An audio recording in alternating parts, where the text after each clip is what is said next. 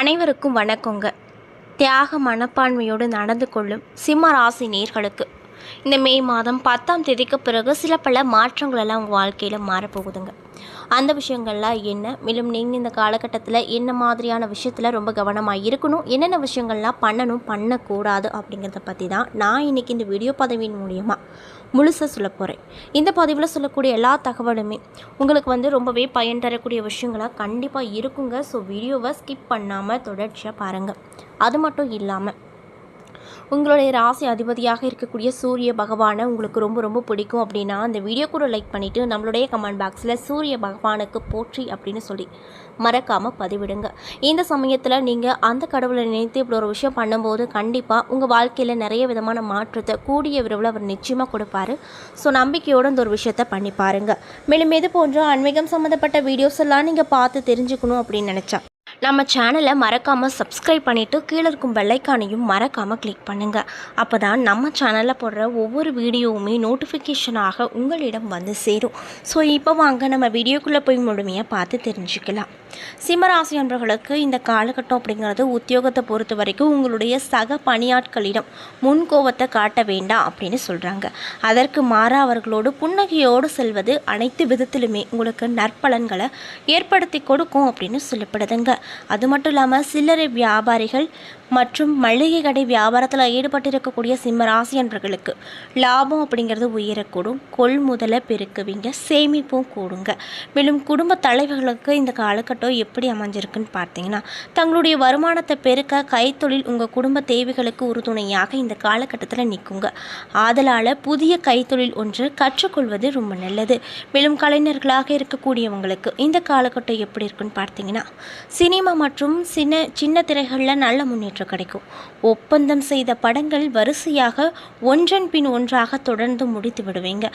மேலும் மாணவர்களாக இருக்கக்கூடியவங்களுக்கு இந்த காலகட்டம் எப்படி இருக்க போகுதுன்னு பார்த்தீங்கன்னா பிள்ளைகள் தங்களுடைய கல்வியில் அலட்சியம் காட்டாமல் இருந்தால்தான் தாங்கள் நினைத்த துறையை பெற உதவிகரமாக இருக்கும் அப்படின்னு சொல்கிறாங்க. மேலும் நீங்கள் என்ன மாதிரியான விஷயத்தை பரிகாரமாக செய்யணும்னு பார்த்தீங்கன்னா குரு பகவானுக்குரிய வியாழக்கிழமை நாட்கள் அன்று குரு பகவானை வணங்கி வந்தீங்க அப்படின்னா கண்டிப்பாக உங்கள் வாழ்க்கையில் மேன்மை அப்படிங்கிறது கிடைக்கும் அப்படின்னு சொல்கிறாங்க. ஸோ இந்த பதிவை சிம்ம ராசி அன்பர்கள் பார்த்துட்ருக்கீங்க அப்படின்னா கண்டிப்பாக இந்த விஷயத்தை செய்யுங்க. அதாவது குரு பகவானுக்குரிய கிழமை வியாழக்கிழமை. வியாழக்கிழமை அன்று குரு பகவானுக்கு விரதம் இருந்து பாருங்கள், நல்ல பலனை அவர் உங்களுக்கு நிச்சயமாக கொடுப்பாரு. மேலும் இந்த சிம்ம ராசி என்பவர்களுக்கு இந்த காலகட்டத்தில் ஒரு விஷயத்திலும் பொறுமையை கடைபிடிப்பது நல்லது. அதாவது சின்ன விஷயமா இருந்தாலும் யோசித்து பொறுமையாக செஞ்சீங்க அப்படின்னா அதில் கண்டிப்பாக நல்லது நடக்குங்க. தந்தையோட அதாவது தந்தை வழி உறவினர்களால் சில பிரச்சனைகள் அப்படிங்கிறது உங்களுக்கு வரக்கூடும். தந்தையின் உடல் நலனில் நீங்கள் ரொம்ப கவனமாக இருக்கணும். அரசாங்க காரியங்கள் முடிவதில் தாமதம் ஏற்படும். புதிய முயற்சிகளை இந்த காலகட்டத்தில் நீங்கள் தவிர்ப்பது நல்லது அப்படின்னு சொல்கிறாங்க. மேலும் வழக்கமான பணிகளிலும் கூடுதல் கவனம் செலுத்த வேண்டியது அவசியமான ஒரு விஷயமா உங்களுக்கு இந்த காலகட்டத்தில் சொல்லப்படுதுங்க. மேலும் நண்பர்களிடம் கேட்ட உதவி அப்படிங்கிறது கண்டிப்பாக கிடைக்கும். புதிய ஆடை ஆபரணங்கள் சேர்க்கை ஏற்பட போகுது. தேவையில்லாத சவகாசத்தில் இருந்து விடுபடுவது ரொம்ப ரொம்ப நல்லது. இன்னும் சிலருக்கு பிள்ளைகளால் மகிழ்ச்சியும் பெருமையும் உண்டாக செய்து இதனால் ரொம்ப சந்தோஷமாக இருப்பீங்க அப்படின்னு சொல்கிறாங்க. கணவன் மனைவிக்கிடையே அந்யோன்யம் அதிகரிக்கும். மாத முற்பகுதிக்கு மேலே தாய்மாமன் வகையில் அனுகூலமான பலன்கள் அப்படிங்கிறது உங்களுக்கு கேட்காமலே கிடைக்க போகுதுங்க. அது மட்டும் இல்லாமல் இன்னும் சிலருக்கு வெளியூர் பயணங்கள் மேற்கொள்ள நேரிடுங்க. மேலும் நீங்கள் உங்கள் ஃப்ரெண்டுக்கிட்ட கேட்ட பண உதவிகள் அப்படிங்கிறது இந்த காலகட்டத்தில் எந்த ஒரு தடையும் இல்லாமல் தாமதமும் இல்லாமல் உடனடியாக உங்களுடைய கைக்கு வந்து சேருங்க. பயணம் இந்த காலகட்டத்தில் அதிகமாக மேற்கொள்வீங்க. நீண்ட நாட்களாக நிறைவேறாமல் முடியாமல் போன தெய்வ பிரார்த்தனையை இந்த காலகட்டத்தில் நிறைவேற்றி நிம்மதி பெருமூச்சு விடுவீங்க. மேலும் பெண்களாக இருக்கக்கூடியவங்களுக்கு கணவனின் அன்பும் ஆதரவும் இந்த காலகட்டத்தில் அதிகமாக கிடைக்கும். இன்னும் சிலருக்கு எதிர்பார்த்த சுப செய்திகள் வந்து மகிழ்ச்சியில் தில்லாட வைக்கும். வியாபாரத்தில் விற்பனையும் லாபமும் வழக்கம் போல இருந்தாலுமே செலவு அப்படிங்கிறது ரொம்ப அதிகமாக இருக்கும். பணியாட்கள் ஏனோ தானோ என்று வேலை பார்ப்பாங்க. சற்று கண்டிப்போடு நடந்து கொள்வது நல்லதுங்க. சக வியாபாரிகள் அனுசரணையாக இந்த காலகட்டத்தில் இருப்பாங்க. அது மட்டும் இல்லாமல் அடகு வைத்திருந்த நகைகள் மீட்கும் வாய்ப்பு இன்னும் சிலருக்கு ஏற்பட போகுது. தோழிகளின் ஆதரவு அப்படிங்கிறது இந்த காலகட்டத்தில் உங்களுக்கு உற்சாகம் கொடுக்கக்கூடிய காலகட்டமாக அமைஞ்சிருக்குங்க. மேலும் உங்களுக்கு அதிர்ஷ்டம் தரக்கூடிய நாட்கள் மே மாதம் 10ஆம் தேதி 14ஆம் தேதி. அதிர்ஷ்டம் தரக்கூடிய எண்கள் 4, 7 அப்படின்னு சொல்லப்படுதுங்க.